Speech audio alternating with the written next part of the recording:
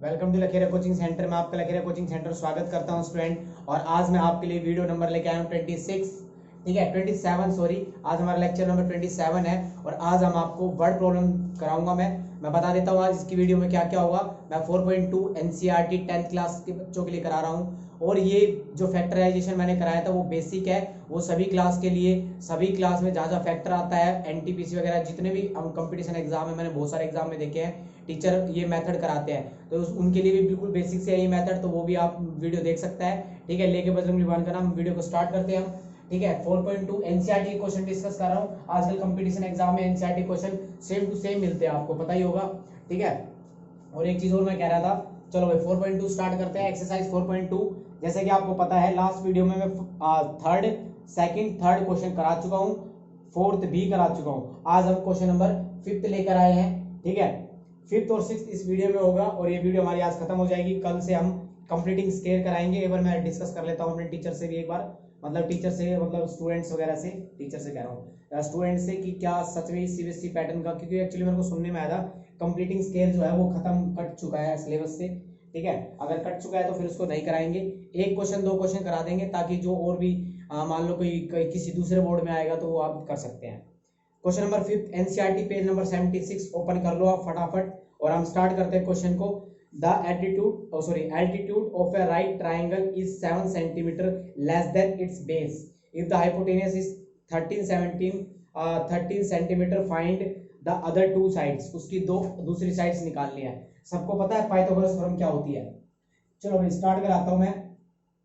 एक Pythagoras theorem क्या होती है वो सुन लो एक बार। देखो भाई, एक ये राइट ट्राइंगल होता है, ठीक है, जिसके अंदर एक 90 डिग्री का एंगल होता है।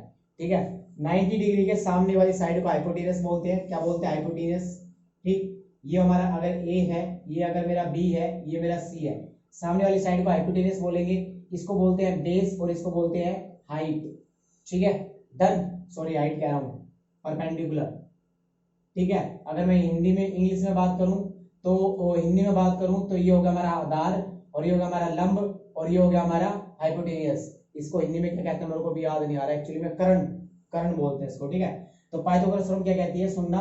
हाइपोटेनियस का स्क्वायर मतलब इसका square is equal to base का स्क्वायर प्लस परपेंडिकुलर का स्क्वायर। ये आ चुका है, आपको शायद याद भी होगा। ठीक है, ये आपको पता है पाइथागोरस थ्योरम क्या होती है। पाइथागोरस थ्योरम किसे कहते हैं? हाइपोटेनस का square is equal to base का square is equal to perpendicular का। इस पर मैं बहुत अच्छे से एक सेपरेट वीडियो लेके आऊंगा, खाली 3-4 मिनट की होगी। इसके अंदर कुछ इंटरेस्टिंग फैक्ट बताऊंगा कि 90 डिग्री के सामने वाली को हाइपोटेनस क्यों बोला गया है। ठीक है, आगे बढ़े, सुनना। अब इसके अंदर बोला हुआ है कि जो बेस है ना, लेट, मैं लेट मान लेता हूं, लेट द बेस, बेस कितना है मैं उसको x सेंटीमीटर मान लो, सपोज करो सेंटीमीटर में है ना, हाँ जी सेंटीमीटर में ये है तो मैं इसको सेंटीमीटर में मान लेता हूं। अब लाइन पढ़ना, altitude of A right triangle is 7 centimetre less than it's base. मतलब एल्टीट्यूड मतलब ये परपेंडिकुलर को ही बोलते हैं, तो मैं इसको लिख रहा हूं एल्टीट्यूड। ठीक है, कितना है? इसने बोला हुआ है 7 सेंटीमीटर कम है बेस से। अगर मैं इसको बेस मानूंगा तो कम है तो कितना हो जाएगा? डन। और हाइपोटेनस टोटल इसने दे रखे 13 सेंटीमीटर स्क्वायर। ठीक है, तो अकॉर्डिंग टू क्वेश्चन लिखूंगा मैं अगर इसमें पाइथागोरस थ्योरम अप्लाई करता हूं तो हाइपोटेनस का square is equal to base का स्क्वायर प्लस परपेंडिकुलर का स्क्वायर। हाइपोटेनस कितना है यहाँ पर? 13 का square is equal to base कितना है हमारा? बेस है हमारा x स्क्वायर प्लस परपेंडिकुलर कितना है मेरा, या फिर मैं कहूं तो एल्टीट्यूड कितना है हमारा? x माइनस 7 का होल स्क्वायर। समझ में आ गई बात? समझ में आ गई भाई? देखो इसने बोला था बेस x सेंटीमीटर है, अगर मैं मानता हूं तो उसको 7 सेंटीमीटर कम है एल्टीट्यूड। ठीक है, अब बात करते हैं हाइपोटेनस का स्क्वायर। मैंने यहाँ पर पाइथागोरस थ्योरम अप्लाई कर दी। अब मैं इसको आगे सोल्व कर रहा हूँ, तो इसका होता है 169 और is equal to x square plus इसका होल स्क्वायर ओपन करूंगा तो क्या होगा? a माइनस बी का होल स्क्वायर क्या होता है? a square plus b square minus 2ab। अगर मैं यहाँ पर पुट करूंगा एक्स स्क्वायर प्लस का बी स्क्वायर 49 आ गया minus 2a and b। Done. इसके बाद बात करते हैं 169 एक्स स्क्वायर, ये हो जाएगा हमारा 2x स्क्वायर, ठीक है, प्लस 49 और ये कितना हो जाएगा हमारा? ये हो जाएगा हमारा 14 माइनस 14x। ठीक है, इसके बाद ये 169 में इधर ले आऊंगा तो मेरी इक्वेशन आ जाएगी 2x स्क्वायर, ठीक है, माइनस 14x और प्लस का 49 माइनस का 169 इज इक्वल टू 0। 0 ये 9 से 9 गया तो कितना आ गया 0, और इसमें से गया तो कितना आ गया हमारा 2 आ गया। ठीक है, 120 आ जाएगा, वो भी किसका माइनस का। 14x is equal to minus 2x square. देखो मैं ये थोड़ी ऊपर लिख देता हूं, ठीक है। अब सुनना, इसमें से 2 कॉमन ले लूं मैं, 2 कॉमन लूंगा तो यहाँ क्या बच जाएगा मेरा x स्क्वायर, यहाँ क्या बच जाएगा 7x, और यहाँ क्या बच जाएगा 60 इज इक्वल टू 0। ये 2 कॉमन लिया था मैंने यहाँ पर, ठीक है, 2 कॉमन ले लिया, ये इनटू में तो उधर जाकर डिवाइड में तो ये 0 हो जाएगा।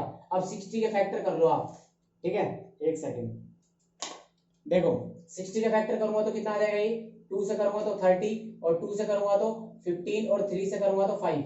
ये मैं इसलिए करता हूं ताकि तुम्हारे लिए हेल्प मिल जाए अच्छे से, ठीक है। सुनना, मुझे यहाँ पर क्या चाहिए 7x चाहिए, वो भी माइनस का। अगर मैं 2 2 4 करूं और यहाँ पर कितना करूं 15, तो कितना आ जाएगा, ये नहीं होगा। फिर 2 2 4, और यहाँ कितना आ जाएगा ये 12 हो जाएगा, 12 में से 5 गए 7 आ जाएगा, ठीक है। तो 12 और 7 तो x square minus 7x, sorry minus का 12x, और प्लस का क्या आ जाएगा, प्लस का 5x आ जाएगा, माइनस का 60 इज इक्वल टू 0। बड़ा साइन इसका होगा क्योंकि यहाँ पर बड़ा है, ठीक है। इसमें से x कॉमन ले लूंगा मैं, तो यहाँ क्या बच जाएगा आपका x माइनस 12, और यहाँ पर मैं 5 कॉमन लूंगा तो यहाँ क्या बच जाएगा x माइनस 12 इक्वल टू 0। एक तो x की वैल्यू क्या आ जाएगी आपकी 12 आ जाएगी, और एक x की वैल्यू आ जाएगी -5। -5 कभी भी नहीं ले सकते क्योंकि लेंथ कभी नेगेटिव नहीं हो सकती, सो दैट्स वाई लेंथ कभी भी नेगेटिव नहीं हो सकती, तो हमारा -5 यहाँ पर हम नहीं लेंगे।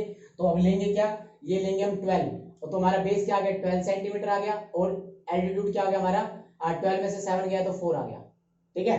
कितना आ गया 5 आ गया। डन, बात क्लियर होगी यहाँ तक। अब हम चलते हैं नेक्स्ट क्वेश्चन पर, स्क्रीनशॉट ले लो, इसका बड़ा इजी क्वेश्चन था। पाइथागोरस थ्योरम पहले बताई, पाइथागोरस अप्लाई कर दी, दैट्स ऑल। बेस है 7x सेंटीमीटर, तो उससे एल्टीट्यूड कितना, उससे 7 कम है। डन, आगे बढ़ते हैं स्टूडेंट, और इसको मैं रब कर रहा हूं, और लास्ट क्वेश्चन है ये तुम्हारा अब इस एक्सरसाइज का, और ये एक्सरसाइज हमारी बहुत अच्छे से खत्म हो गई है। 4.1 देख लो यूट्यूब पर, 4.1 4.2 बिल्कुल कंप्लीट करवा दिए मैंने, और 3rd चैप्टर पूरा कंप्लीट करा दिया है, 9th चैप्टर पूरा कंप्लीट है, 8th चैप्टर भी ऑलमोस्ट कंप्लीट है, 2nd चैप्टर भी ऑलमोस्ट कंप्लीट है, मतलब कम से कम आधा कोर्स मैं डाल चुका हूँ 10th का। सो आप डिस्क्रिप्शन में लिंक है, मेरी प्लेलिस्ट ओपन जाकर कर सकते हैं, मैंने अलग अलग प्लेलिस्ट बना रखी है। लॉकडाउन में मैंने 3rd और 4th चैप्टर कराया है कंप्लीट, ठीक है। मैं मार्कर ले लेता हूँ एक बार अच्छा सा, फिर उसके बाद हम इस क्वेश्चन को स्टार्ट करते हैं। देखो भाई पढ़ते हैं question number 6। A cottage industry produce a certain number of poultry articles in a day. It was observed on a particular day that the cost of production of each article was 3 more than twice the number of articles produced on that day. If the total cost of production on that day was 90 rupees, find the number of articles produced and the cost of each article. First of all student, देखो find the number of articles लिखा है ना, तो सबसे पहले मैं article को ही मान लेता हूँ। क्या मान लेता हूँ, आर्टिकल को मान लेता हूँ। लेट द आर्टिकल्स, कितने आर्टिकल्स मान लिए मैंने, लेट द आर्टिकल्स कितने मान लिए, x मान लिए, ठीक है। नंबर ऑफ आर्टिकल्स कितने, इसके अंदर x है। अब लाइन पढ़ेंगे हम अच्छे से। इसने बोला हुआ है कि देखो इट ऑब्जर्व दैट, जो उसकी कॉस्ट है ना, सुनना पहली बात, जो उसकी कॉस्ट है वो आर्टिकल से रिलेशन निकाल रखा है उसका। सुनना, इसने बोला हुआ है उसकी कॉस्ट इतनी है कि जब आप ऑब्जर्व करोगे ना पर्टिकुलर कॉस्ट की, production of each article was 3 more than twice the number of articles produce on that day. मतलब एक दिन के अंदर, सपोज करो मैं कहता हूं कॉस्ट ऑफ आर्टिकल बोल रहा हूं मैं, कॉस्ट ऑफ आर्टिकल कितनी है, कॉस्ट ऑफ आर्टिकल इतनी है कि जितना दिन में वो प्रोड्यूस करते हैं उसका ट्वाइस कर दो, मोर देन 3 कर दो। यही बात बोली है, ठीक है। देखो दोबारा पढ़ते हैं हम, 3 मोर देन मतलब 3 ज्यादा, कॉस्ट बता रहा हूं मैं, twice the number of articles, number of articles कितने माने थे मैंने x, उसका ट्वाइस कर दो और उसमें मोर देन 3 कर दो, उतनी मेरी कॉस्ट है। ये रुपीज में लिख दूंगा यहाँ पर, ये रुपीज में आ गया मेरा फंडा। डन। अच्छा अब बोला है टोटल 90 रुपए, हमें क्या बोला इसने, प्रोडक्शन टोटल कॉस्ट कितनी है 90 रुपए। मुझे एक बात बताओ, एक बात बताना, मैं बोलता हूं कि मेरे पास 5 आर्टिकल है और हर की कॉस्ट जो है वो 10 रुपीज है, तो मुझे टोटल बताओगे कितने रुपए हो गए, आप बताओगे 50 रुपीज हो गए। ये आर्टिकल, नंबर ऑफ आर्टिकल और ये कॉस्ट है, दोनों को इंटू करके तभी तो टोटल ऑफ कॉस्ट आ जाएगी। तो ऐसे ही मैंने क्या किया, मेरे टोटल आर्टिकल्स कितने हैं x, और मेरी टोटल कॉस्ट कितनी है इतनी, एक आर्टिकल की कॉस्ट इतनी है ना, ठीक है। इसको इसे इंटू कर दिया, कितना आया था 90 रुपीज आ गया। इसको आगे सोल्व कर लेंगे, 2x स्क्वायर प्लस 3x, ये इधर आ जाएगा माइनस का 90 इक्वल्स टू 0। डन, क्लियर होगी बात यहाँ तक? अच्छा, एक बार वो ब्रीफ एक्सप्लेन दे देता हूं मैं क्वेश्चन को। सो यहाँ तक कैसे समझ में आया सुनना बच्चों। मैंने आर्टिकल माने x, number of articles x है मेरे पास। मैंने उसने बोला भाई कॉस्ट ऑफ जो आर्टिकल है ना, कितने रुपए का है वो आर्टिकल, वो उसने बताया कि जिन पूरे दिन के अंदर जितना प्रोडक्शन होता है उसका ट्वाइस कर दो, ठीक है, और उसके अंदर 3 मोर देन कर दो, तो इतनी कॉस्ट है एक आर्टिकल की। तो टोटल आर्टिकल कितने हुए? x टोटल आर्टिकल है और टोटल कॉस्ट कितनी है, दोनों को इंटू करूंगा, रुपीज आ जाएंगे, ये रुपीज की हो गई। डन। इसके बाद यहाँ पर क्या है, इसका फैक्टर कर लेते हैं, इसको 180 आ जाएगा, इसका फैक्टर कितना आ जाएगा 180। तो मैं इसको करूंगा तो कितना आ गया 90, और ये कितना आ जाएगा 45, और ये कितना आ जाएगा, ये आ जाएगा क्या कहते हैं 4 4 5 जा 20। ऐसा तो कुछ हो नहीं रहा, तो फिर क्या करें, 3 और कर लेते हैं, देख लेते हैं, चेक कर लेते हैं। 2 दूनी 4, 20, 3 या 9, 9 और 20 का कुछ रिलेशन है? नहीं है। और चेक कर लेते हैं, 2 दूनी 4, 4 3 12, और ये क्या 5 3 15, 12 और 15 का है, ठीक है, 12 और 15 का है, ठीक। तो 2x स्क्वायर प्लस यहाँ पर कितना आ जाएगा 12x और 15 और माइनस 90 इक्वल टू 0। लेकिन ये सही है हमारी? नहीं, देखो यहाँ पर मुझे प्लस का 3 चाहिए, तो प्लस का 3 करने के लिए क्या करूंगा, मैं माइनस करूंगा। मैं यहाँ पर माइनस कर दूं क्योंकि मुझे साइन तो प्लस का ही चाहिए, लेकिन अब मैं माइनस करूंगा तो माइनस का 3 और इंटू करूंगा तो माइनस का 90 भी आएगा। यहाँ से मैं x कॉमन ले लेता हूँ 2x, तो क्या आ जाएगा मेरा x माइनस का 6। यहाँ पर मैं अगर कॉमन लूंगा तो क्या कॉमन लूंगा, मैं यहाँ पर मैं कॉमन ले लेता हूँ, देखो क्या कॉमन लूं, 15 कॉमन ले लेता हूँ, तो यहाँ पर क्या आ गया x और ये आ जाएगा 6 इक्वल टू 0। तो एक तो ब्रैकेट आ गई मेरे पास ये वाली, और एक आ गई मेरे पास ये वाली, ठीक है। ये कॉमन ले लिया ना मैंने, x माइनस 6 कॉमन ले लिया, और एक उधर जाएगा तो 0 हो जाएगा, फिर दूसरी वाली जाएगी तो दूसरी 0 हो जाएगी। तो एक x की वैल्यू आ गई आपके पास 6, और एक वैल्यू आ गई आपके पास 2x प्लस 15 इक्वल टू 0। तो ये उधर चला जाएगा तो 2x उधर जाकर माइनस का 15, x की आ जाएगी वैल्यू माइनस 15/2। कभी भी आर्टिकल नेगेटिव नहीं हो सकते, so that's why article negative नहीं होंगे। और नंबर ऑफ आर्टिकल्स कितने हैं, नंबर ऑफ आर्टिकल 6 है। कॉस्ट कितनी है, कॉस्ट बता दोगे आप, ये हो जाएगी 12 प्लस 3, तो एक आर्टिकल की कॉस्ट है 15 रुपीज। कितनी है 15 रुपीज। तो थैंक यू सो मच बच्चों, आपने ये वीडियो देखी एंड तक के लिए, उसके लिए बहुत बहुत धन्यवाद। Thank you so much, bye bye, have a nice day.